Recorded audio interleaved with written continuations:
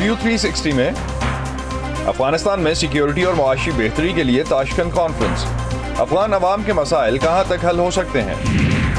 سعودی ولی عہد اور صدر بائیڈن کے مصافحے سے آزادی صحافت کی تنظیمیں پریشان کیوں ہیں؟ اور جاننے کی کوشش کریں گے کہ دنیا کی تیز ترین مرچ کا پاکستان سے کیا تعلق ہے۔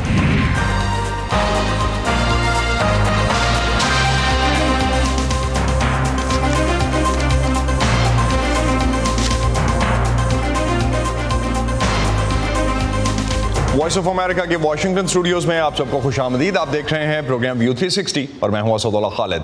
عالمی مالیاتی ادارے IMF نے سال 2022 کے لیے دنیا کی معاشی صورتحال پر اپنے اپریل کے اندازوں میں تبدیلی کرتے ہوئے ورلڈ اکنامک آؤٹ لک اپڈیٹ آج جاری کیا ہے، جس کے مطابق کووڈ-19 کی وجہ سے پہلے سے ہی کمزور عالمی معیشت روس یوکرین جنگ سے مزید مشکلات کا شکار ہو گئی ہے۔ اپریل میں جاری کیے گئے اندازے میں IMF نے اس سال عالمی معیشت کی شرح نمو 3.6% بتائی تھی، جس میں اب 40 بیسس پوائنٹس کی کمی ہوئی ہے، اور اس کے بعد اب عالمی شرح نمو کا جو تخمینہ لگایا گیا ہے وہ 3.2% ہے۔ خوراک اور توانائی کی قیمتوں میں اضافے کے ساتھ ساتھ طلب اور رسد میں عدم توازن کی وجہ سے عالمی افراط زر کی شرح کے تخمینوں پر بھی نظر ثانی کی گئی ہے، جس کے مطابق اس سال ترقی یافتہ اور ترقی پذیر معیشتوں میں افراط زر کی شرح پہلے کے اندازوں سے تقریباً 1% زیادہ رہے گی۔ ترقی پذیر ممالک یا ابھرتی ہوئی منڈیاں کہلانے والے پاکستان جیسے ملکوں میں اس سال کے لیے مہنگائی کی شرح کا اندازہ اپریل میں 8.7% رکھا گیا تھا، جسے بڑھا کر اب 9.5% کر دیا گیا ہے۔ وائس آف امریکہ سے بات کرنے والے ماہرین کے مطابق پاکستان میں مہنگائی کی شرح، جو کہ پہلے ہی 21% سے زیادہ ہے، مزید بڑھ سکتی ہے۔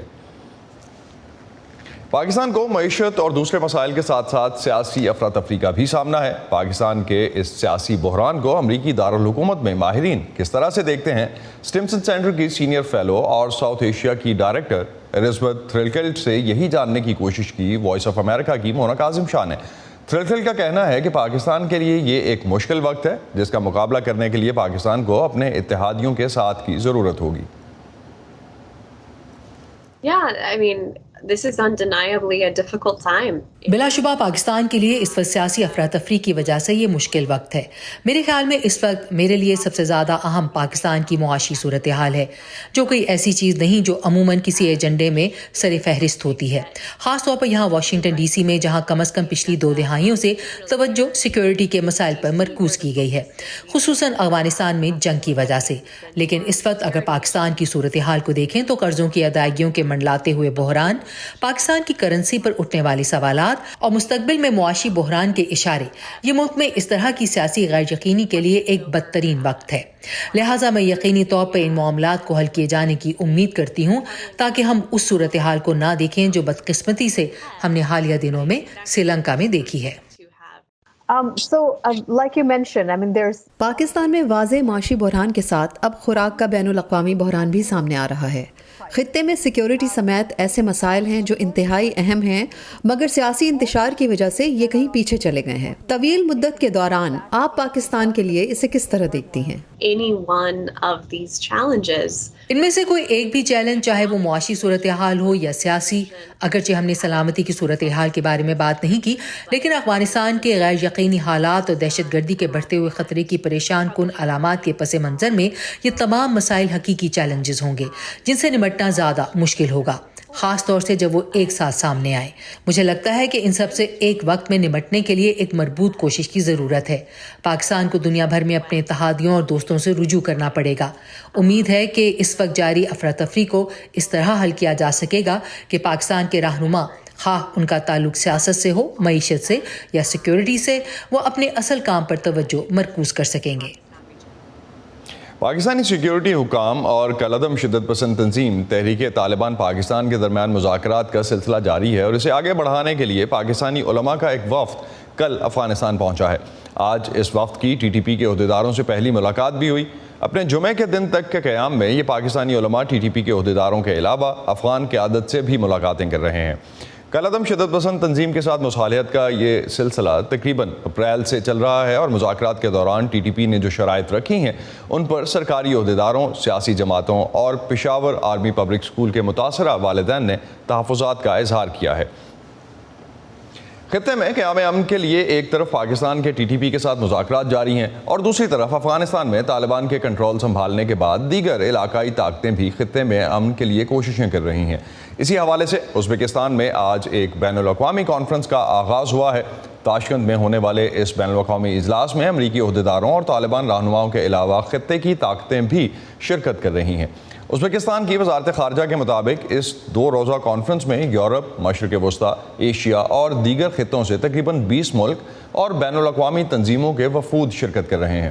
کانفرنس کا مقصد جنگ سے تباہ افغانستان کی مدد اور وہاں انسانی امداد کے اقدامات کے لیے بین الاقوامی حمایت حاصل کرنا ہے. دوسرے ملکوں کی طرح ازبکستان نے افغانستان میں طالبان کی حکومت کو تسلیم تو نہیں کیا ہے، لیکن تاشکند اور طالبان کے تعلقات اس وقت ایک اہم موڑ پر ہیں. ازبکستان امریکہ اور دیگر مغربی طاقتوں کو ناراض کیے بغیر کابل کے ساتھ اقتصادی تعاون کے مواقع تلاش کر رہا ہے. تاشکند کانفرنس میں طالبان کی شرکت اور ازبکستان سے وابستہ ان کی توقعات کے حوالے سے وائس آف امریکہ کی مونا کاظم شاہ نے دوحہ میں موجود طالبان کے ترجمان سہیل شاہین سے بات کی. ان کا کہنا تھا کہ ازبکستان کے ماضی میں بھی طالبان کے پولیٹیکل آفس کے ساتھ روابط تھے اور وہ افغانستان کے ساتھ میگا پروجیکٹس پر کام کرنا چاہتا ہے. ازبکستان کی بہت بڑی پروجیکٹ ہے، میگا پروجیکٹ ہے افغانستان میں، جو وہ چاہتے ہیں کہ اس کو انجام دے. جیسا ٹرین کا ریلوے ہے ازبکستان سے تورخم تک ہے، اور پاور کا پروجیکٹس ہے، اس کو چاہتے ہیں کہ اس کو بھی مکمل کر دے، اور ہم اس کو سارے کو ویلکم کرتے ہیں. ہم چاہتے ہیں کہ ازبکستان کے ساتھ ہمارے تجارتی تعلقات ہو، اور اس کی جو سیکیورٹی کنسرن ہو ہم حاضر ہیں اس پر بات کریں، اور اس کو جو بھی کنسرن ہو اس کو رفع کریں، اور یہ کمٹمنٹ بھی ہے ہمارے ساتھ. تو ہم اس سے ایکسپیکٹ کرتے ہیں کہ افغانستان کی ریکنسٹرکشن میں وہ پازیٹیو کنٹریبیوشن کر دیں. جلد ہی ہم آپ کے لیے سابق افغان صدر اشرف غنی کے بھائی حشمت غنی کا انٹرویو لے کر آئیں گے، جس میں انہوں نے افغانستان کے موجودہ سیاسی حالات اور طالبان کے طرز حکومت پر بات کی ہے. کابل کا فال 18 مہینے پہلے دوحہ پہ سائن ہوا تھا. لاسٹ ڈیز آفس ان کا سارا military, NDS، national security team American order پہ چل رہا تھا، نہ اشرف غنی کے آرڈر پہ. اور اب خطے کی ایک اور ڈیولپمنٹ. بھارت میں اسکول ٹیچر سے سیاستدان بننے والی دروپدی مورمو نے صدر کی حیثیت سے حلف اٹھایا ہے. ان کا تعلق ملک کی ایک قبائلی کمیونٹی سے ہے. بھارت کی مشرقی ریاست اڑیسہ سے تعلق رکھنے والی 64 سالہ دروپدی مورمو بھارت کی پہلی قبائلی اور دوسری خاتون صدر ہونے کے علاوہ بھارت کی اب تک کی سب سے کم عمر صدر بھی ہیں. اگرچہ بھارت میں صدر کا عہدہ ایک رسمی سربراہ کا ہے، لیکن اس کے باوجود دروپدی مورمو کی جیت کو پسماندہ نسلی گروہوں کے لیے ایک بہت بڑی علامتی جیت سمجھا جا رہا ہے. بھارتی وزیر اعظم نریندر مودی نے دروپدی کے صدر منتخب ہونے پر ایک ٹویٹ میں کہا کہ آج بھارت نے ایک تاریخ رقم کی ہے. ملک کے دور دراز مشرقی علاقے سے ایک خاتون ملک کی صدر منتخب ہوئی ہیں. مورمو نے 1997 میں اپنے سیاسی کیریئر کا آغاز بھارتی ریاست اڑیسہ سے BJP کے ٹکٹ پر کونسلر منتخب ہو کر کیا تھا. نیوز کی نئی اسمارٹ فون ایپ، تازہ ترین خبریں، دلچسپ آڈیو ویڈیو رپورٹس اور منفرد تجزیے. دیکھیں، سنیں، پڑھیں اور شیئر کریں. سیٹنگز کے ذریعے اپنی پسند کی زبان کا VOA کی نئی ایپ میں انتخاب کریں. پراکسی کی مدد سے پابندیوں کے باوجود معلومات تک رسائی حاصل کریں.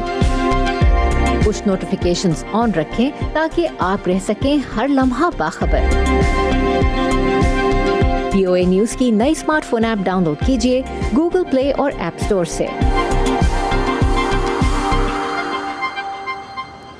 امریکی صدر جو بائیڈن کے حالیہ مشرق وسطیٰ کے دورے کے دوران سعودی عرب میں صدر بائیڈن کے سعودی ولی عہد محمد بن سلمان سے ملنے کی تصاویر جب سامنے آئیں تو بائیڈن اور ان کی خارجہ پالیسی کے خلاف تنقید کا ایک طوفان کھڑا ہوا.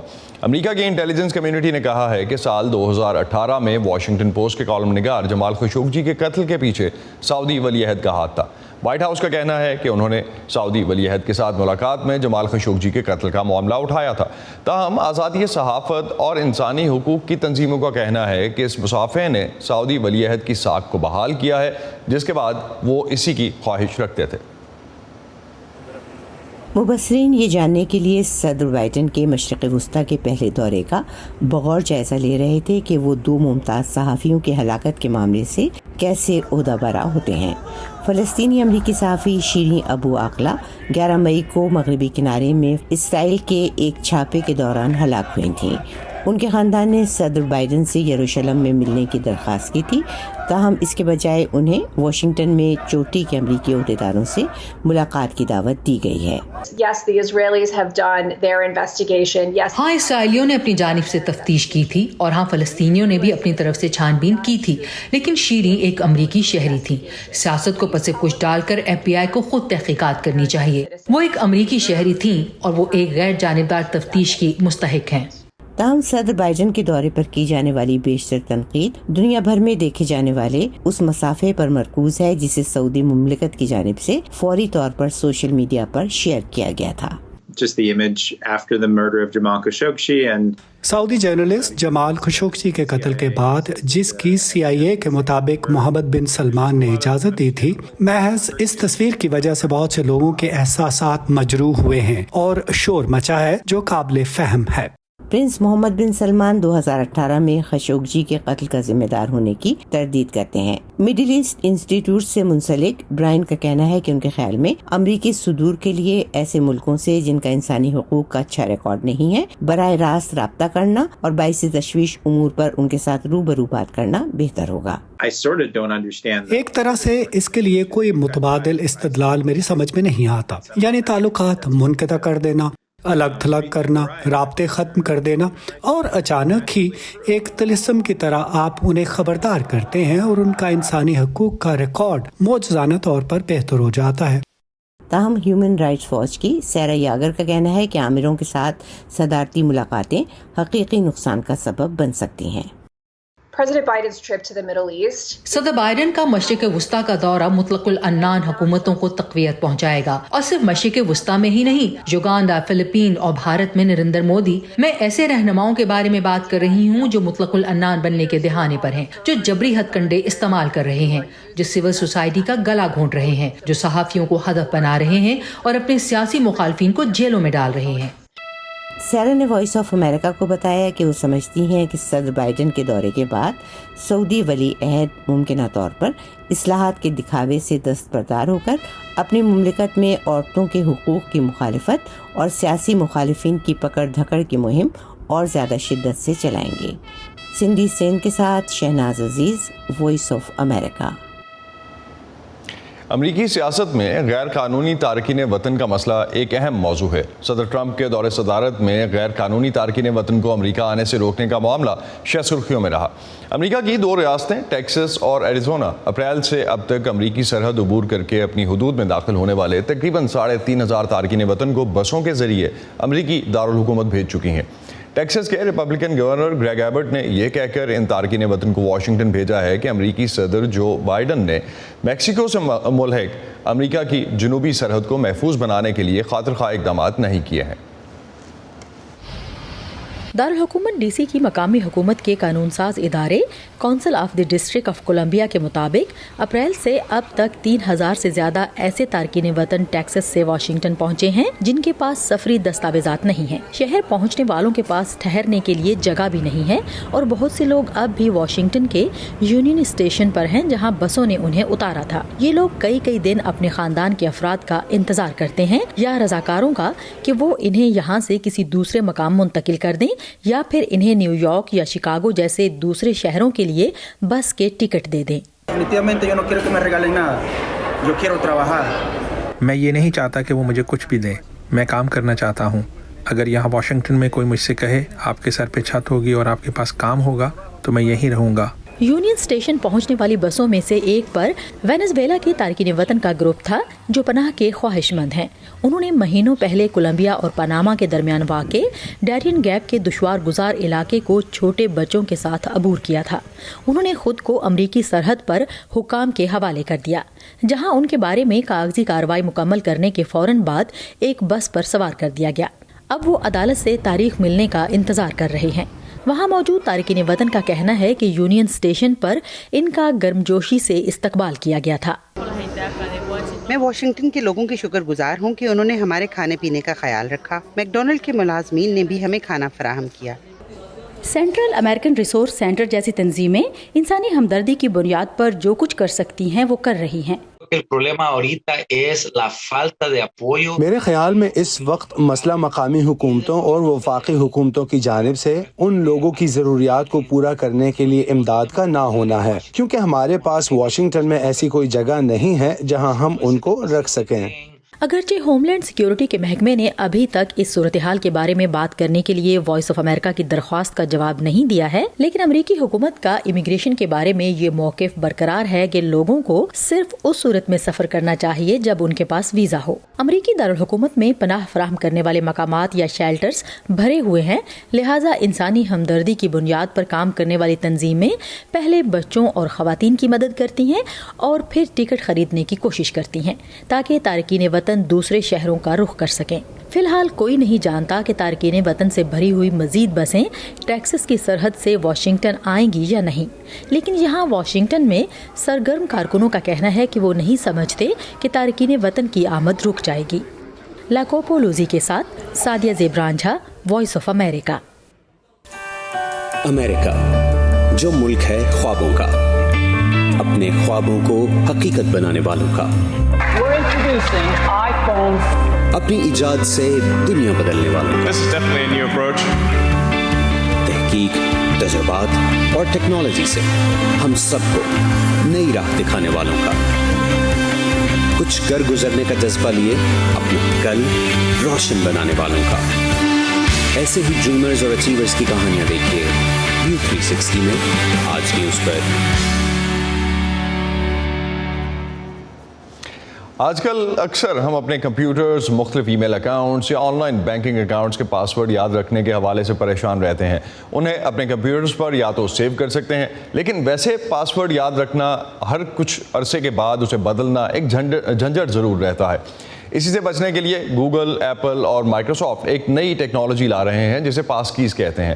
پاس ورڈ کے مقابلے میں پاس کیز کو نہ صرف استعمال میں آسان بلکہ محفوظ سمجھا جا رہا ہے. یہ ٹیکنالوجی کام کیسے کرتی ہے جاننے کی کوشش کی عائزہ عرفان نے. کیا آپ کو اپنے سارے اکاؤنٹس کے پاس ورڈز یاد رہتے ہیں؟ بہت جلد آپ کو اپنے کسی بھی آن لائن اکاؤنٹ میں لاگ ان کرنے کے لیے پاس ورڈ کی ضرورت ہی نہیں ہوگی. پاس ورڈز کا بھول جانا یہ ہم سبھی کا مسئلہ ہے. Email, office computers, online shopping. ایک سروے کے مطابق آج ایک عام آن لائن یوزر کے 90 کے قریب اکاؤنٹس ہیں. ان کے لیے 90 الگ الگ پاس ورڈ یاد رکھنا تو میٹرک کے امتحان کی تیاری کرنے جیسا مشکل کام ہے. اور اگر مختلف ویب سائٹس پر ایک سے پاس ورڈز رکھیں تو اکاؤنٹ محفوظ نہیں رہتے. اور سادہ سے پاس ورڈز کو ہیک کرنا ہیکرز کے بائیں ہاتھ کا کھیل ہے. ایسے ہی مسائل کو سامنے رکھتے ہوئے گوگل، ایپل اور مائیکروسافٹ نے فائڈو نامی تنظیم کے ساتھ مل کر پاس ورڈز کا متبادل تلاش کر لیا ہے، اور وہ ہے پاس کیز. ایپل اور گوگل نے اس سال کے آخر میں اپنے فون سافٹ ویئر اور ویب براؤزرز کو پاس کیز نامی ٹیکنالوجی کے ساتھ اپ ڈیٹ کرنے کا اعلان کیا، اور ایپل نے تو اپنی ڈیولپرز کانفرنس میں اس کا ڈیمو بھی دے ڈالا. پاس کیز ٹیکنالوجی آپ کے بایو میٹرکس جیسے چہرے کا اسکین یا فنگر پرنٹس کو ایک ڈیجیٹل کوڈ میں بدل کر آپ کے فون یا کسی بھی ڈیوائس میں محفوظ کر دے گی، اور بس فیس اسکین یا ٹچ آئی ڈی ہی آپ کو سب اکاؤنٹس میں لاگ ان کرنے میں مدد دے گی، بالکل ویسے ہی جیسے آپ ابھی اپنا اسمارٹ فون ان لاک کرتے ہیں. ایپل کا دعویٰ ہے کہ پاس کیز استعمال کرنے میں آسان اور زیادہ محفوظ ہیں. یہ ڈیوائس پر رہتی ہیں اور کسی سرور پر سٹور نہیں ہوتی، اس لیے ہیکرز انہیں چوری نہ کر سکیں گے. لیکن پاس کیز استعمال کرنے کے لیے آپ کو اپنا فون یا کمپیوٹر اپنے ساتھ رکھنا ہوگا. اس کے بغیر آپ کسی دوسرے کمپیوٹر پر اپنے اکاؤنٹ میں لاگ ان نہیں ہو سکیں گے. اگر آپ کسی دوسری ڈیوائس پر لاگ ان کرنا چاہیں گے تو آپ کو اپنے مین فون یا کمپیوٹر سے اجازت دینی ہوگی. فون چوری ہو جانے کی صورت میں بھی چور آپ کے بایو میٹرکس کے بغیر آپ کے اکاؤنٹس تک ایکسس نہیں کر پائیں گے. مجھے تو پاس ورڈ یاد رکھنے کے جھنجٹ سے آزادی کا خیال ہی بہت ایکسائٹنگ لگ رہا ہے. یہ ٹیکنالوجی سال کے آخر میں ایپل اور دیگر پلیٹ فارمز پر اویلیبل ہوگی، لیکن اس کے عام ہونے میں شاید ابھی کچھ وقت لگے. تب تک اگر آپ کے کسی اکاؤنٹ کا پاس ورڈ ان میں سے کوئی ایک ہے تو اسے فوراً بدل لیجیے، کیونکہ یہ پاس ورڈ سب سے زیادہ استعمال اور ہیک ہوتے ہیں. اور شو کے آخر میں دنیا کی تیز ترین مرچ کا ذائقہ بھی چکھاتے ہیں آپ کو. Guinness book of world record میں جگہ بنانے والی دنیا کی سب سے تیکھی مرچ کیرولائنا ریپر کو پاکستان میں استعمال کی جانے والی ناگا مرچ اور کیریبین جزیرے سینٹ ونسنٹ میں اگنے والی ایک مرچ کی پیوندکاری سے بنایا گیا ہے. یہ کتنی تیکھی مرچ ہے آپ بھی دیکھیے. دنیا کی تیز ترین مرچ کا پاکستان سے کیا تعلق ہے؟ کیرولائنا ریپر کو دنیا کی تیز ترین مرچ کہا جاتا ہے. اس کا نام 2 مرتبہ Guinness book of world records میں آ چکا ہے. اسے امریکی ریاست ساؤتھ کیرولائنا میں پودوں کی پیوند کاری کے ایک ماہر ایڈ کری نے تقریباً 10 سال قبل ایجاد کیا تھا. انہوں نے ایک انٹرویو میں بتایا کہ اس کی تیاری کے لیے انہوں نے پاکستان سے ناگا مرچ اور کیریبین جزیرے سینٹ ونسنٹ سے ایک مرچ کو ملایا. میں نے کیرولائنا ریپر کے لیے ایک ایسی مرچ لی جو مجھے ایک پاکستانی ڈاکٹر نے دی اور ایک مرچ سینٹ ونسنٹ میں میرے دفتر کے ساتھی نے مجھے دی. میں پاکستان سے لی گئی ناگا مرچ میں کیپسینوائڈ لیولز کو بڑھانے کی کوشش کر رہا تھا. میں دیکھنا چاہتا تھا کہ کیا میں ذیلی کیپسینوائڈ کے معیار کو بڑھا سکتا ہوں. اس طرح کیرولائنا ریپر بن گئی. یہ خدا کی طرف سے تحفہ ہے. کیپسینوائڈ قدرتی کیمیکلز کا ایک گروپ ہے. مرچوں میں اس کی قسم کیپسیسن موجود ہوتی ہے جو انہیں تیکھا بناتی ہے. مرچ کی تیزی کو سکوول ہیٹ یونٹ میں ناپا جاتا ہے. پاکستان میں استعمال ہونے والی ثابت لال مرچ کی تیزی 30,000 سے 65,000 سکوول ہیٹ یونٹس ہوتی ہے. اس کے مقابلے میں کیرولائنا ریپر کی تیزی 16 لاکھ سے 25 لاکھ سکوول ہیٹ یونٹس کے درمیان ہے. یعنی ایک کیرولائنا ریپر تقریباً 53 پاکستانی لال مرچوں کے برابر ہوتی ہے. Guinness book of world records میں اپنا نام لکھوانے کے خواہش مند ہر سال کیرولائنا ریپر کو کھانے کے مقابلے بھی کرتے ہیں. کیرولائنا ریپر آج دنیا کے مختلف ملکوں میں اگائی جاتی ہے. اس سے بنائے گئے ساسز کھانوں میں استعمال کیے جاتے ہیں. لوگوں کو یہ مرچ ثابت کھانے سے منع کیا جاتا ہے لیکن پھر بھی لوگ اس کو ٹرائی کرتے ہیں اور اس کی ریئیکشن ویڈیوز انٹرنیٹ پر پوسٹ کرتے ہیں.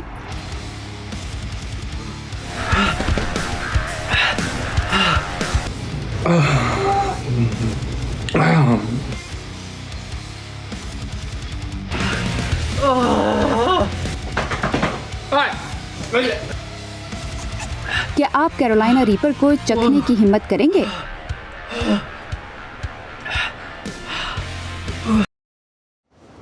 پاکستان میں تو شاید یہ مرچ نہیں ملتی ہوگی لیکن یہ پاکستان کی 53 عام مرچوں کے برابر ہے تو بالکل ٹرائی نہیں کیجیے گا.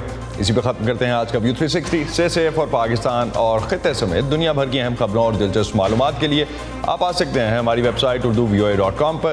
یہ سارا کانٹینٹ آپ کو ملے گا ہمارے سوشل میڈیا پلیٹ فارمز پر بھی. facebook.com/VOA Urdu. یوٹیوب پر ہمارا چینل ہے VOA Urdu کے نام سے اور ٹویٹر انسٹاگرام پر ہمارا ہینڈل ہے @VOA Urdu. اب تک کے لیے اتنا ہی. اسداللہ خالد کو اجازت دیجیے. خدا حافظ. لیکن جاتے جاتے آپ کو دکھاتے ہیں کہ اٹلی میں کیسے ایک آرٹسٹ نے خشک سالی کی وجہ سے بنجر زمینوں پر ٹریکٹر کی مدد سے ایک فن پارہ تخلیق کیا جس کا پیغام پانی کو بچانا ہے.